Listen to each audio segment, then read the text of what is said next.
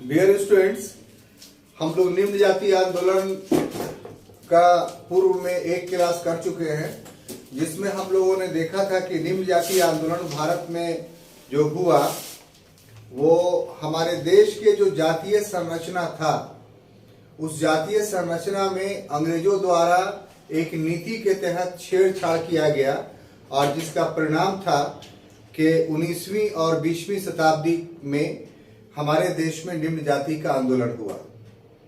तो जो प्रथम क्लास था उसमें उसकी पृष्ठभूमि को हम लोगों ने देखा था, कारणों को देखा था और स्वरूप का अध्ययन किया था।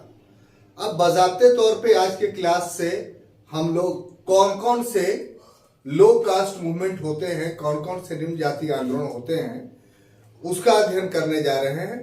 पूर्व के क्लास में हम लोग देख चुके थे कि निम्न जाति आंदोलन का अर्थ क्या होता है।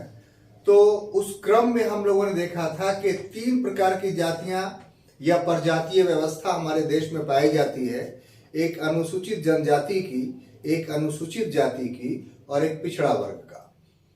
इन तीनों में जो अनुसूचित जनजाति का आंदोलन था वो वास्तव में ब्रिटिश विरोध का आंदोलन था और दीकुओं के विरुद्ध था। तो वो निम्न जाति आंदोलन में सम्मिलित नहीं हम लोग करते हैं। हम लोग जो निम्न जाति आंदोलन में सम्मिलित करते हैं वो अनुसूचित जाति और पिछड़ा वर्ग का। अब देखिए, अनुसूचित जाति और पिछड़ा वर्ग का जो आंदोलन है 19वीं और 20वीं शताब्दी में, ये ऐसा नहीं था कि सभी अनुसूचित जाति वालों ने या सभी पिछड़े वर्ग वालों ने आंदोलन किया या पूरे संपूर्ण भारत में आंदोलन हुआ, ऐसा भी नहीं था। इसमें जो आंदोलन का रूप था वो विभिन्न जाति वर्गों के बीच था, यानी कोई विशेष जाति जो थी उसने आंदोलन किया और विशेष क्षेत्र में किया। ये 2 काफी महत्वपूर्ण है। सभी अनुसूचित जाति और पिछड़े वर्गों ने आंदोलन नहीं किया, कुछ विशेष अनुसूचित जाति और पिछड़े वर्गों ने आंदोलन किया और ये आंदोलन कभी भी राष्ट्रीय या संपूर्ण भारत के स्तर पर नहीं रहा, बल्कि इसका प्रभाव क्षेत्रीय आधार पर देखा गया। तो ऐसी परिस्थिति में जिन जातियों ने आंदोलन किया और जिन क्षेत्रों में आंदोलन किया, उसी आधार पर हम लोग निम्न जाति आंदोलन का अध्ययन करने जा रहे हैं। तो इस क्रम में क्षेत्रीय आधार पर भी हम लोग को देखना होगा। जैसे दक्षिण भारत में आंदोलन हुए तो दक्षिण भारत में अनुसूचित जाति का भी आंदोलन हुआ और पिछड़ा वर्ग का भी हुआ। उसी प्रकार से उत्तर भारत में अनुसूचित जाति के भी आंदोलन हुए और पिछड़े वर्गों का भी आंदोलन हुआ। साथ ही साथ इस आंदोलन में 2 महत्वपूर्ण व्यक्तित्व उभर करके सामने आते हैं, एक डॉक्टर भीमराव अंबेडकर का और दूसरा महात्मा गांधी का। दोनों अनुसूचित जातियों का उत्थान करना चाहते थे, लेकिन उत्थान करने के क्रम में दोनों का दृष्टिकोण एक नहीं था, अलग अलग था। तो इसलिए एक कड़ी के रूप में हम लोग BR अम्बेडकर और महात्मा गांधी का भी हरिजनोत्थान के परिवेश में अध्ययन करेंगे, वो अलग से क्लास होगा। आज का छात्रों जो क्लास केंद्रित है वो सिर्फ और सिर्फ निम्न जाति का दक्षिण भारत में जो आंदोलन हुआ उसका। तो निम्न जातियों का दक्षिण भारत में जो आंदोलन हुआ उसमें 3 आंदोलन काफी महत्वपूर्ण हैं।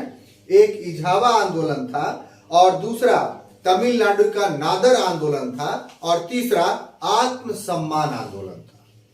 तो आज की क्लास में कितना चीज पढ़ने जा रहे हैं? दक्षिण भारत के 3 आंदोलनों को, पहला इझावा आंदोलन, दूसरा तमिलनाडु का नादर आंदोलन और तीसरा आत्मसम्मान आंदोलन। दिमाग को बांध लीजिए ताकि आपको बातों को समझने में बहुत आसानी हो। तो आज की क्लास 3 आंदोलनों पर केंद्रित होगा, इझावा आंदोलन, नादर आंदोलन और आत्मसम्मान आंदोलन। क्लियर? तो शुरू करते हैं टॉपिक वाइज। तो देखिए छात्रों, जहां तक इझावा का प्रश्न है तो जो इझावा थी ये एक अछूत जाति थी। क्या थी? इझावा जो थी एक अछूत जाति थी। ठीक है? अछूत जाति का यहां अर्थ आपने क्या लिया कि अगर संविधान के अनुरूप इनको बोला जाए तो अनुसूचित जाति है ना। अनुसूचित जाति। इनका पेशा जो था वो नारियल का था, यानी व्यवसाय जो करते थे वो किस चीज का? नारियल का करते थे। और इस पेशे के कारण जो 19वीं सदी में था, 19वीं सदी में ये काफी समृद्ध हो गए थे, काफी प्रोस्पेरस हो गए थे।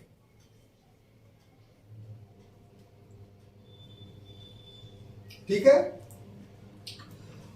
और इन पर यानी इजावों पर जो प्रतिबंध था वो दो प्रकार का था। और वो कौन कौन था? पहला कि मंदिर प्रवेश प्रतिबंधित था, मंदिर प्रवेश प्रतिबंधित था।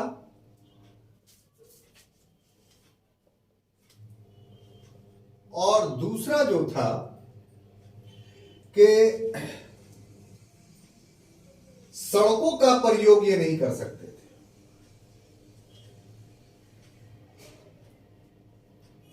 सड़कों का प्रयोग भी प्रतिबंधित था। ठीक है। अब ऐसी परिवेश में ये जो काउस थे, ये जो प्रतिबंध था, इसके खिलाफ प्रतिक्रिया हुई। और प्रतिक्रिया जिसने किया उस व्यक्तित्व का नाम था नानू आसन। क्या नाम था? नानू आसन। ये सब दोहराते हुए चलिए। ये नानू आसन का ही एक उपनाम था और ज्यादा लोकप्रिय हुआ, और वो था श्री नारायण गुरु। ये वास्तविक नाम तो नानू आसन था, लेकिन इनका प्रचलित नाम जो था क्या था? श्री नारायण गुरु। इनका नानू आसन का। ये 1854 में पैदा हुए और 1924 ईस्वी, यह कह लीजिए 1928 ईस्वी में ये मर गए। यही इनका जीवन काल। इनके द्वारा जो काम किया गया वो ये कि मंदिर प्रवेश आंदोलन चलाया गया। मंदिर प्रवेश आंदोलन चलाया गया और साथ ही साथ संस्कृतिकरण का प्रयास किया गया। संस्कृतिकरण का प्रयास किया गया और इनका यानी श्री नारायण गुरु का जो सहयोगी थे वो दो व्यक्ति थे।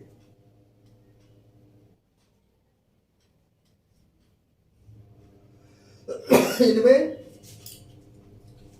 प्रथम इजावा स्नातक, प्रथम इजावा स्नातक यानी ग्रेजुएट, जिनका नाम पलपू था, और दूसरा मलयाली कवि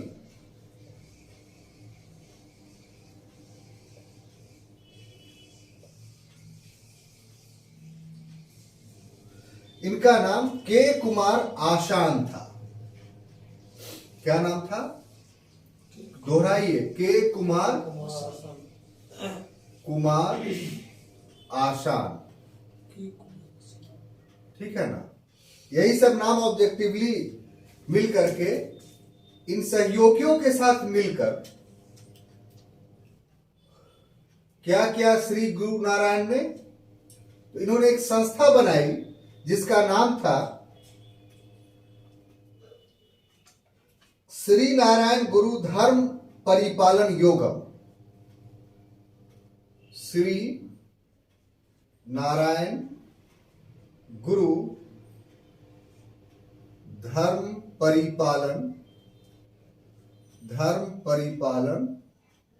योगम। और ये संस्था जो इन्होंने बनाया वो 1903 ईस्वी में। कब बनाया? 1903 में। इसको इंग्लिश में शॉर्ट फॉर्म में बोलेंगे SNDPY। SNDPY।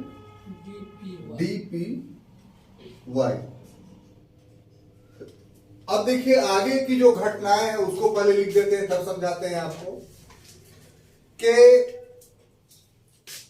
इसके द्वारा जब संस्था द्वारा जब तीव्र आंदोलन चलाया गया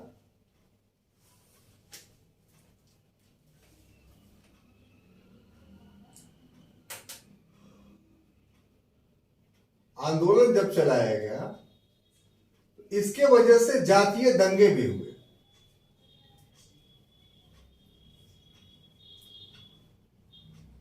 उसके बाद इस आंदोलन में एक नवीन नेतृत्व उभर करके सामने आता है।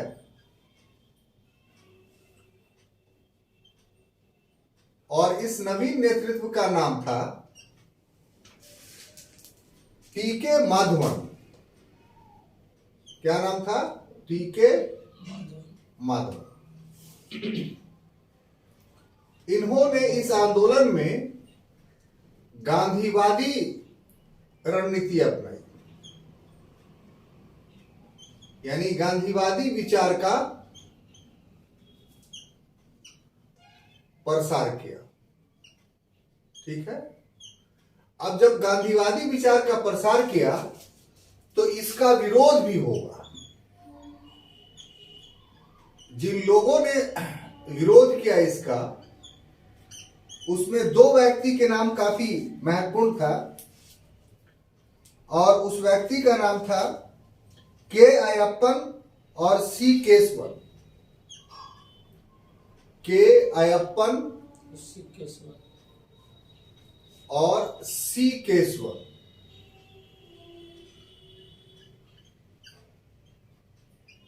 और इन लोगों ने नास्तिकता का प्रचार किया।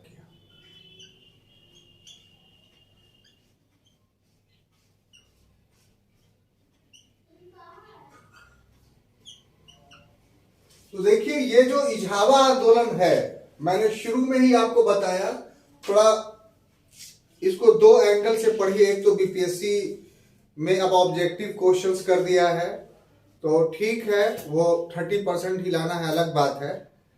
लेकिन आप क्यों 30% के चक्कर में रहे? आप एक सम्मिलित अध्ययन करें कि आप यूपीएससी भी दे सके, यूपीपीएससी भी दे सके। तो एक सर्वांगीण अध्ययन ही आपको फायदा देगा। सबसे बड़ी बात है कि विद्वान बनेंगे, समझेंगे तो परीक्षा के दृष्टिकोण से भी और खुद को एक सभ्य नागरिक बनने के दृष्टिकोण से भी और यूपीएससी देने के भी दृष्टिकोण से भी हम लोग हिस्ट्री के इस क्लास को चला रहे हैं और आप पढ़ रहे हैं। तो उसमें अभी हमने बताया कि इजावा आंदोलन हम लोग को जानना है। और इसको बताने से पहले हमने बताया आपको कि हमारे देश में जो निम्न जातीय आंदोलन था वो जाति विशेष के आधार पर चलाया गया और क्षेत्र विशेष के आधार पर चलाया गया। तो उसमें हम लोग हर जातियों के आंदोलन को अलग अलग अध्ययन करने जा रहे हैं। उसमें ये पहला है इजावा आंदोलन। इजावा आंदोलन का केंद्र कहां था? तो इसका केंद्र जो था वो केरला में था। कहां था?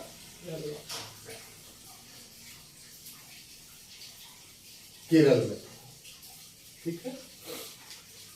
दक्षिण भारत में हम लोग भौगोलिक रूप से एक मान लेते हैं, लेकिन सांस्कृतिक दृष्टिकोण से या भाषा के दृष्टिकोण से ये एक नहीं है, बल्कि यहाँ मलयाली, तमिल, तेलुगु और कन्नड़ और मराठी, ये कुल 5 भाषा समूह के लोग यहाँ निवास करते हैं। निर्जातीय आधार पर इनमें समानता हो सकती है, लेकिन भाषाई आधार पर इनमें समानता नहीं है।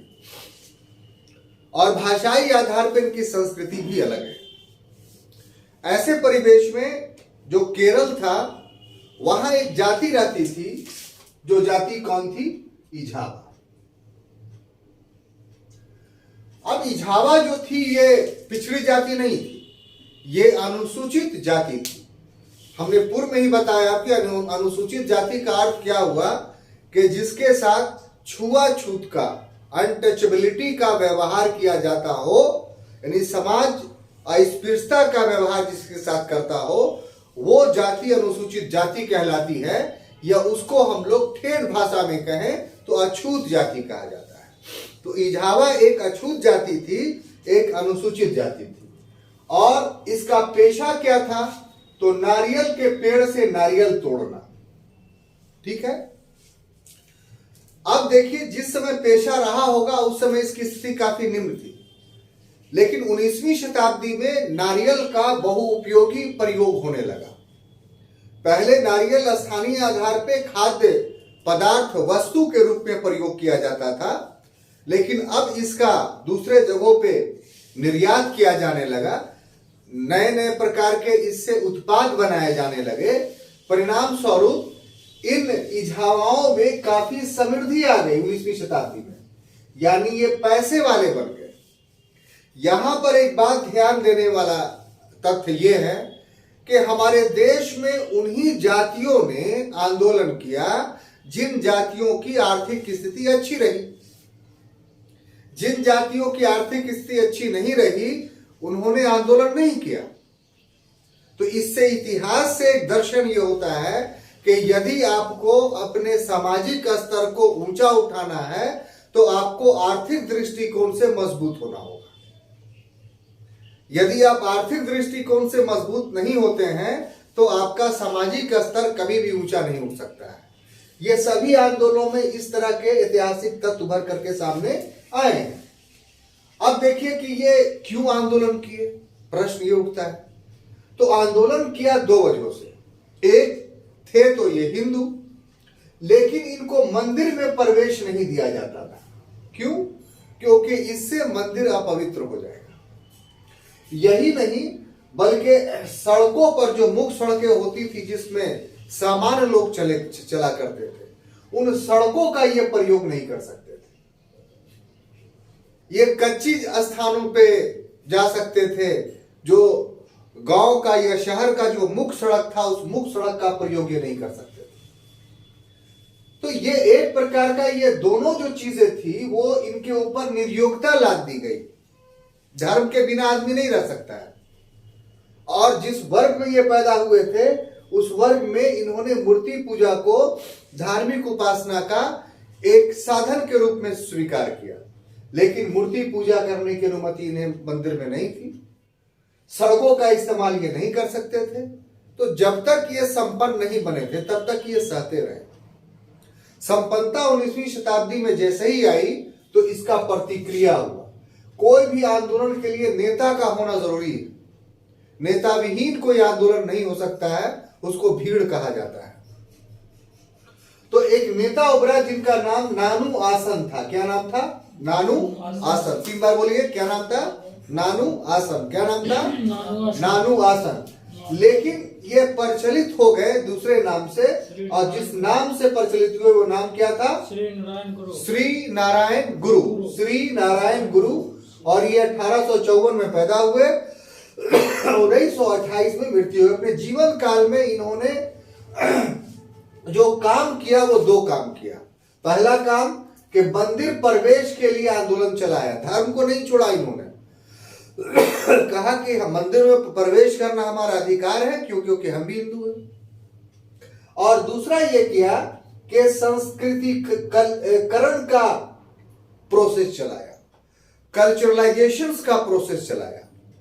के श्रीनिवासन एक बहुत बड़े अनुसंधान करता है। उन्होंने खास तौर से दक्षिण भारत पर ही अध्ययन किया है और ये बात को स्पष्ट किया है कि बहुत सारी निम्न जातियां ऐसी थी कि जिन जातियों ने अपने सामाजिक स्तर को ऊंचा करने के लिए जो ऊंची जातियां, यानी खासतौर से ब्राह्मणों के जो कर्मकांड थे, जो नियम थे, जो जीवन गुजारने की पद्धतियां थी, उनको उन लोगों ने अपनाना शुरू कर दिया। तो जब निम्न जातियों के द्वारा ब्राह्मणों के जीवन पद्धतियों को अपनाया जाता है तो इसी को संस्कृतिकरण या कल्चरलाइजेशन का प्रोसेस बोलते हैं।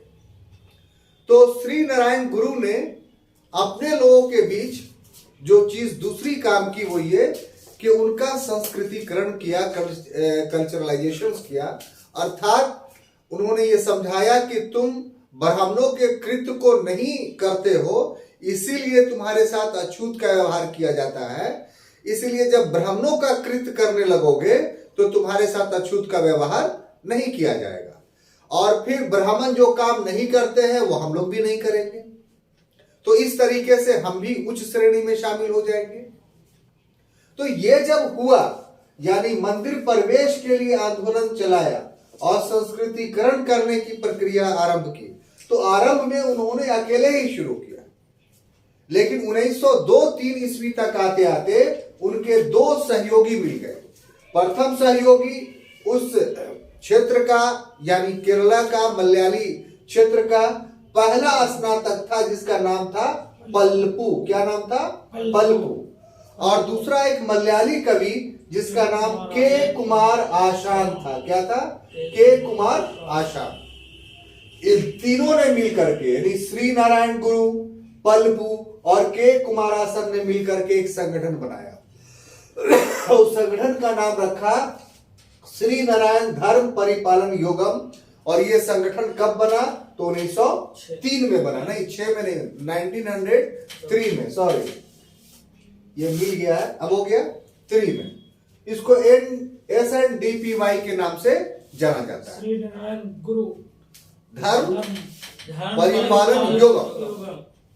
श्री नारायण गुरु धर्म परिपालन। ऑब्जेक्टिव बहुत आता है क्वेश्चन, अगर आज क्लास में बढ़िया से आप पढ़ लीजिएगा, ध्यान से सुनते रहिएगा, तो उस समय जब ऑब्जेक्टिव आएगा तो आपको क्लिक करेगा। हम लिख भी दे रहे हैं ऐसा कि आपको बहुत ज्यादा लिखने की जरूरत नहीं पड़ेगी। इस फ्लो चार्ट को रखिए अपने पास और 4-5 बार देख लीजिएगा, तब आपको सारा चीज सीक्वेंस में याद आ जाएगा। ठीक है, लिटरेचर पढ़िएगा तो कंफ्यूज कर जाइएगा नामों में।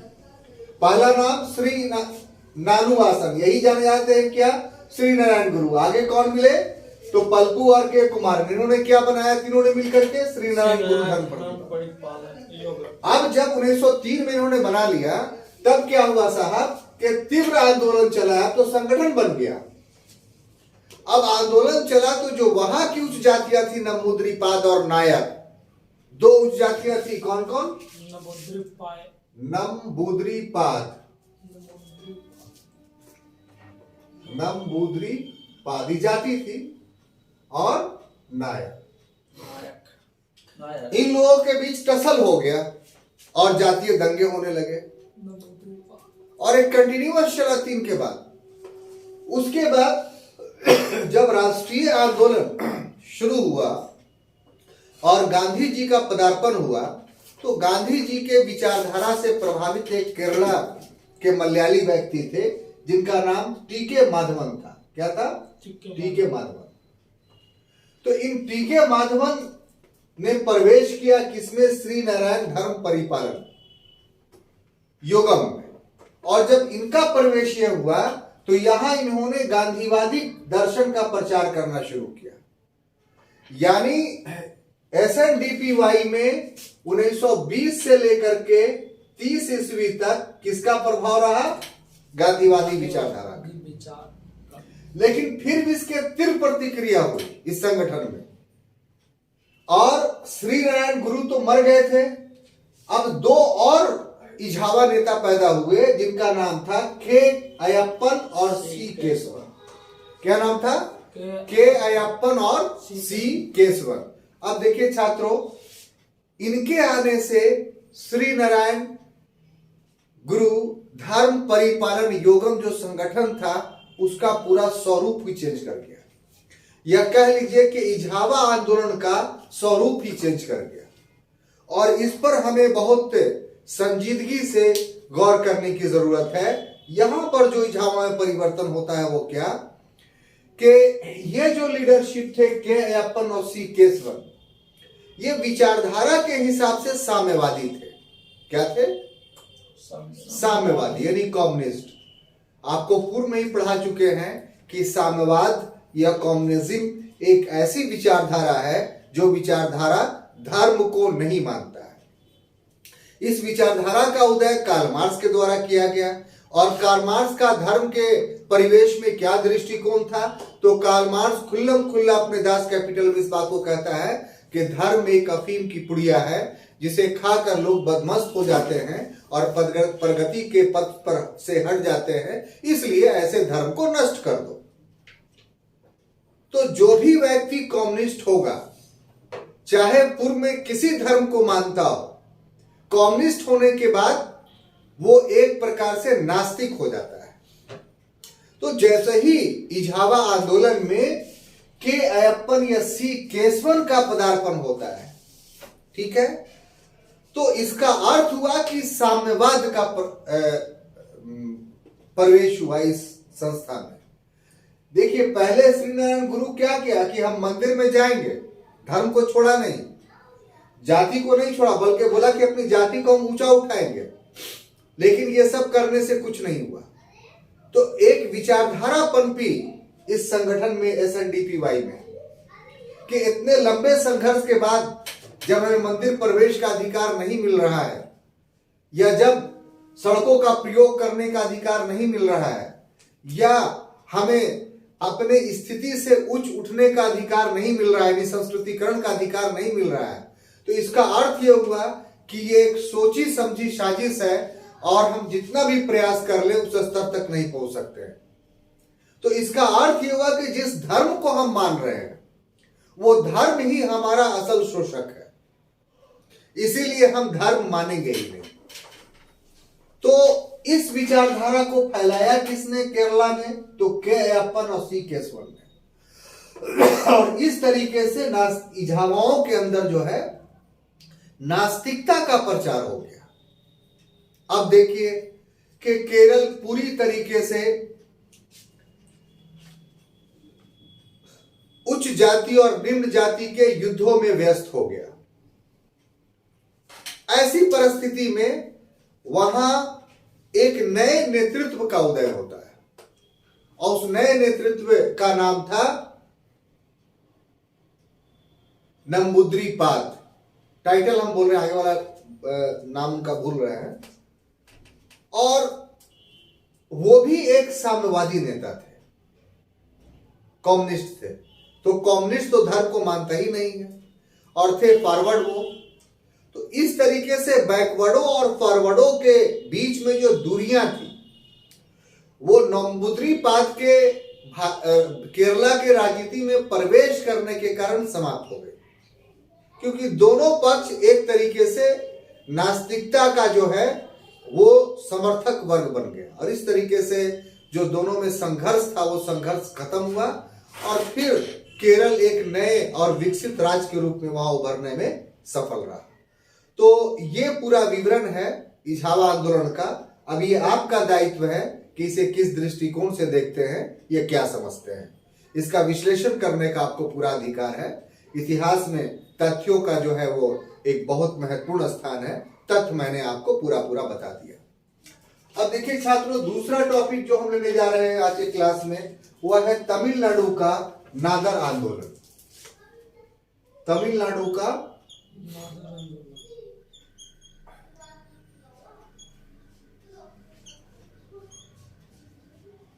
नादर आंदोलन, ठीक है।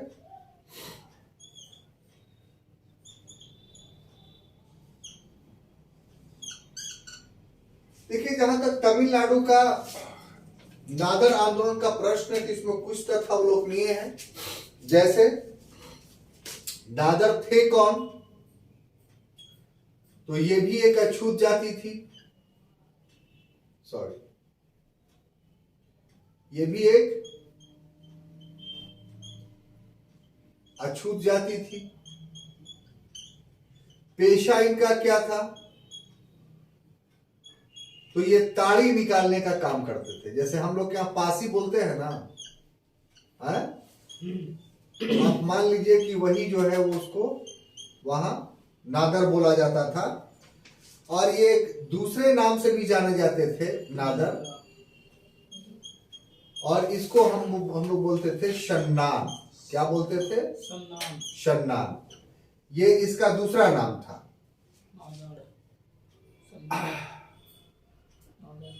ये भी कारण क्या बना आंदोलन का? तो इनकी आर्थिक समृद्धि, ये इकोनॉमिकली काफी प्रॉस्परस हो गए थे, जैसे पूर्व में हमने आपको बताया। तो वो, और इन्होंने जो आंदोलन किया वो 3 प्रकार से किया और क्रमिक रूप से किया। सबसे पहला तो मंदिर प्रवेश आंदोलन चलाया। इनको भी मंदिर में प्रवेश की अनुमति नहीं थी, और ये इन्होंने 1899 ईस्वी में चलाया। ठीक है। उसके बाद स्वयं को क्षत्रिय कहा कि हम साहब पासी है ये नहीं है, बल्कि क्षत्रिय हैं, आप गलत कह रहे हैं हमको। 1901 में ये बात कही। उसके बाद नादर महाजन संगम की स्थापना की। नादर महाजन संगम की स्थापना की, और ये जो स्थापना की वो 1910 ईस्वी में की, और इसके परिणाम स्वरूप जो है वो जातीय दंगे हुए। तो तमिलनाडु में जो नादर आंदोलन है वो भी एक छोटी सी घटना है और अवलोकनीय है, ये देखने लायक है कि नादर कौन थे। तो जिस तरह से इजावा अछूत जाति थी या अनुसूचित जाति थी, उसी प्रकार से नादर भी अछूत जाति थी या अनुसूचित जाति थी। फर्क ये था कि इजावा केरल की अनुसूचित जाति थी और नादर कहाँ की अनुसूचित जाति थी? तो तमिलनाडु का। इनका पेशा था ताड़ी निकालना, ताड़ के पत्तों पेड़ों पर से। इन्हें शन्नान के नाम से भी जाना जाता था, और कारण क्या था कि ताड़ी के पेशे से 19वीं शताब्दी में ये भी काफी समृद्ध हो गए, क्योंकि अब ताड़ से जो ताड़ी निकाला जाता था उसका बाई प्रोडक्ट उप उत्पाद भी बहुत सारा बनने लगा, जिसके वजह से इसकी कीमत काफी बढ़ गई और इनमें समृद्धि आई। जब समृद्धि आई इनमें तो इन्होंने आंदोलन किया किसके खिलाफ? तो ये भी इजावाओं के तरह, केरल में जिस तरह से इजावा प्रताड़ित थे कि मंदिर में नहीं जा सकते थे, उसी प्रकार से तमिलनाडु में नादर प्रताड़ित थे कि वो मंदिर में नहीं जा सकते थे। तो उन्होंने मंदिर प्रवेश का आंदोलन 1899 में चलाया। फिर संस्कृतिकरण की प्रक्रिया यहां भी हुई कि तुम हमें अछूत समझते हो, हम भी क्षत्रिय जाति। तो 1901 की जो जनगणना हुई, उस जनगणना में अपने आप को इन्होंने स्वयं को क्षत्रिय कहा। क्योंकि प्रथम क्लास में ही हम आपको बता चुके हैं कि अंग्रेजों ने जनगणना कराने का जो उद्देश्य था वो अन्य उद्देश्यों के साथ साथ एक महत्वपूर्ण उद्देश्य यह था कि हम हिंदुओं के बीच में जो है वो जाति पाति का भेद डाल करके उनमें फूट डाल दे। तो उसका बहुत ज्यादा प्रयोग यहाँ हुआ कि क्षत्रिय कहने लगे, और बाद में इतना संगठित हो गए कि 1910 में उन्होंने नादर महाजन संगम की स्थापना की, और जिसकी प्रतिक्रिया को हुई कि व्यापक पैमाने पे तमिलनाडु में दंगे हुए। और इस तरीके से जो नादर आंदोलन ने जो पृष्ठभूमि तैयार की, उसी आधार पे तमिलनाडु में एक दूसरा आंदोलन उठ खड़ा होता है, जिसको हम लोग बोलते हैं आत्मसम्मान आंदोलन। क्या बोलते हैं छात्रों? आत्मसम्मान आंदोलन। हाँ, ये 3 आज हम लोग पढ़ लें और उसके बाद आगे अपना सफर ये करेंगे। क्या बोलते हैं? आत्मसम्मान आंदोलन, सेल्फ रेस्पेक्ट मूवमेंट।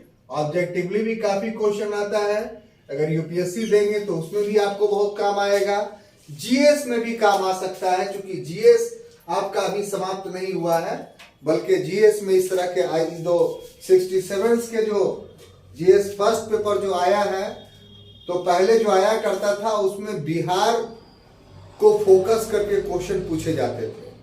67वीं का जो भी रिसेंट 2-3 दिन पहले एग्जाम हुआ है उसमें आप देखिएगा कि बिहार को फोकस करके बहुत सारा प्रश्न नहीं किया है, बल्कि जिस तरीके से यूपीएससी ऑप्शनल में प्रश्न पूछा जाता था उसी तरीके से इसमें भी पूछा गया। बड़ा टेढ़ा प्रश्न है। तो उन सभी प्रश्नों का उत्तर आप तभी दे सकते हैं जब आपका हिस्ट्री ऑप्शनल के रूप में तैयारी काफी मजबूत हो, और आप अगर लिखेंगे हिस्ट्री ऑप्शनल के छात्र बन करके अगर जीएस के हिस्ट्री को, तो आपका मुकाबला कोई नहीं कर सकेगा। तो इसलिए जम करके पढ़िए, यूपीएससी को दृष्टिगत करके रखिए, पढ़िए, बीपीएससी अपने आप 100 में निकल जाएगा। तो इसी कंटेक्स्ट में फिर हम आते हैं आत्मसम्मान आंदोलन को देख रहे हैं। आत्मसम्मान आंदोलन का जहां तक प्रश्न है, तो इस आंदोलन के जो नेता थे वो ईवी रामास्वामी नायकर थे। ईवी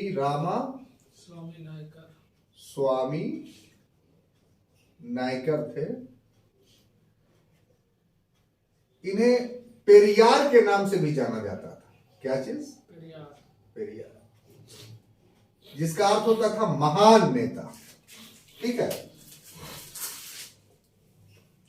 जहां तक इनका प्रश्न है, तो ये आरंभ में कांग्रेसी थे। आरंभ में क्या थे?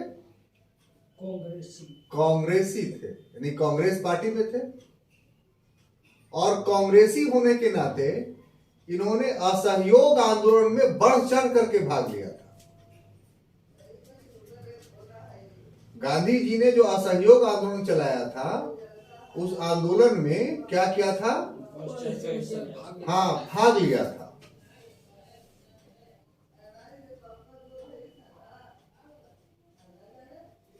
ठीक है।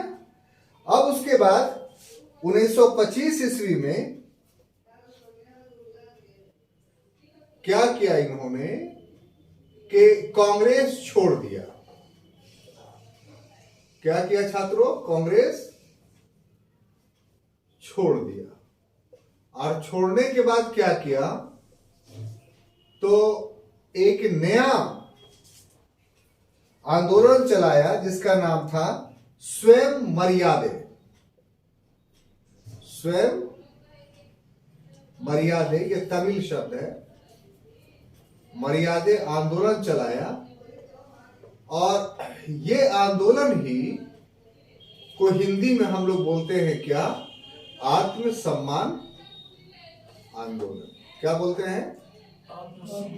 आत्मसम्मान आंदोलन। क्लियर?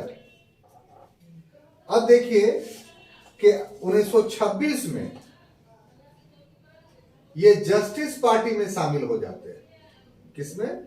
जस्टिस पार्टी में। जस्टिस पार्टी पहले से था, उसमें शामिल हो जाते हैं। एक पत्रिका इन्होंने निकाली और उससे अपने विचारों का प्रसार करना शुरू किया। पत्रिका का नाम था कुड़ी अरासू। कुड़ी अरासू।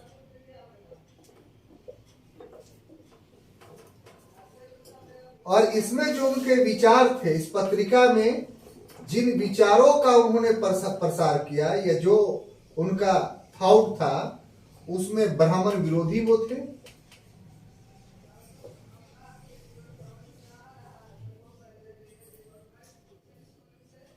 प्लस संस्कृत विरोधी थे।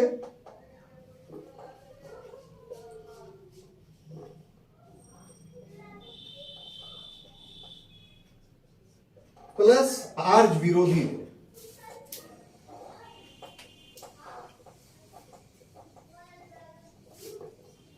और 1945 में 1945 में इन्होंने द्रविड़ कड़गम की स्थापना की। और एक विरोध के बाद 1949 में यही द्रविड़ कड़गम द्रविड़ मुन्नेत्र कड़गम हो गया। हाँ। और ये जो हुआ वो किस वैचारिक के या विचारधारा के आधार पर कुछ काम हुए उसके वजह से। तो इसको देखिए कि आत्मसम्मान आंदोलन क्या था। तो अभी अभी हमने बताया आपको नादार आंदोलन के बारे में कि ये एक चीजें चल रही थी। ठीक है, इसका प्रभाव ये पड़ा कि वहां सेल्फ रेस्पेक्ट मूवमेंट, आत्मसम्मान आंदोलन तमिलनाडु में शुरू हुआ और ये आंदोलन सामाजिक और राजनीतिक दोनों दृष्टिकोण से काफी महत्वपूर्ण था। इसके असरात प्रभाव आज तक है वहां। और इसके नेता कौन थे? तो ईवी रामास्वामी नायकर, जो पेरियार यानी महान आत्मा के नाम से जाने जाते थे। इन्होंने जो अपना राजनीतिक जीवन शुरू किया वो कांग्रेसी के रूप में शुरू किया और बड़े कट्टे कांग्रेसी थे। जब गांधी जी ने असहयोग आंदोलन का बिगुल फूका तो इसमें काफी बढ़ चढ़ के उन्होंने भाग लिया। इसी क्रम में जो कांग्रेस के नेता थे और कांग्रेस के नेताओं के द्वारा जो नीतियां अपनाई जा रही थी, उनसे उनको एहसास हुआ कि कांग्रेस पूरा का पूरा ब्राह्मणों की पार्टी है और इसमें निम्न जातियों का कभी भी भला नहीं हो सकता है। तो ये विचारधारा इतना जड़ कर गया उसमें कि जो ये कट्टर कांग्रेसी थे, इन्होंने कांग्रेस को छोड़ दिया और वहां जो इनको उपेक्षा, जो तिरस्कार, जो दुर्भावना का कांग्रेस के अंदर शिकार होना पड़ा, उसकी परिणति ये हुई कि 1925 ईस्वी में इन्होंने कांग्रेस छोड़कर एक नया आंदोलन शुरू किया जिसको बोलते हैं स्वयं मर्यादा आंदोलन, आत्मसम्मान आंदोलन। और इसके लिए उन्होंने बजाते तौर पे कूड़ी अरासू नामक पत्रिका शुरू की, जिस पत्रिका में 3 प्रकार के विचार प्रभावित होते थे। एक ब्राह्मण विरोधी, इसमें कहा यह गया, इनका विचारधारा यह हो गया कि ब्राह्मणों ने जो मनुस्मृति लागू की है वो वास्तव में कोई दैवीय पुस्तक नहीं है और उन्होंने इसकी रचना अपने हित में किया है, हम लोगों के हित में नहीं किया है। ऐसे नियम बना दिए हैं जिन नियमों के रहते हुए कभी भी दलित वर्ग या छूत वर्ग का उत्थान नहीं हो सकता है। इसलिए हम ब्राह्मणों द्वारा स्थापित व्यवस्था का पूरी तरीके से विरोध करते हैं, यानी ब्राह्मणवाद का विरोध करते हैं। और ऐसी परिस्थिति में ये मद्रास या चेन्नई की सड़कों पर मनुस्मृति की और भगवत गीता की होलियां जलाया करते थे कि हम इन ग्रंथों को नहीं मानते। एक प्रकार से इनका पूरा का पूरा झुकाव नास्तिकता के तरफ हो गया। ये नहीं कि सिर्फ हिंदू धर्म का ये विरोध कर रहे थे, बल्कि ये पूरी तरीके से जो है धर्म की, जिस तरह से इजामाओं के अंदर अंतिम समय में नास्तिकता का उद्भेदन हो गया, उसी प्रकार से इनके द्वारा भी संपूर्ण तमिलनाडु में निम्न जातियों के अंदर नास्तिकता का प्रचार किया जाने लगा। उसके बाद ये संस्कृत विरोधी थे। उनका था कि जो तमिल हमारी भाषा है, इसी में उत्थान हमारा हो सकता है, हम संस्कृत को नहीं अपनाएंगे।